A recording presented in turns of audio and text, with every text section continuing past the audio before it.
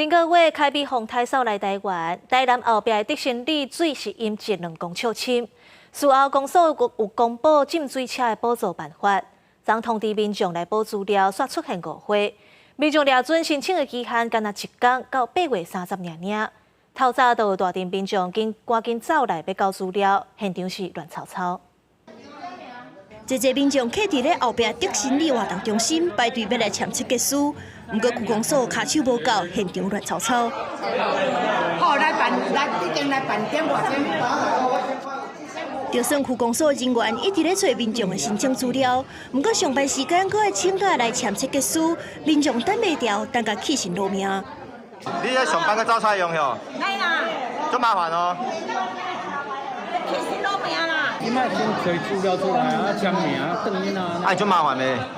伊做了都5年。讲说你今天一定要来申请哦，如果没有申请的话，就没有办法领到这个补助，导致于很多人急着要请假。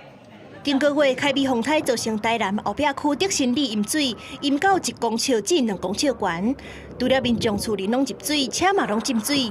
根据浸水车补助办法，汽车上悬补助2万块，乌多摆2000块，对8月初1开始申请。不过真侪民众送件了后，阁收到公部门通知需要补件，而且补件时间干那1天。那同仁就是想要尽快把东西送出去，所以他们就一个一个个别电话通知这些居民那是申请人来补件呐。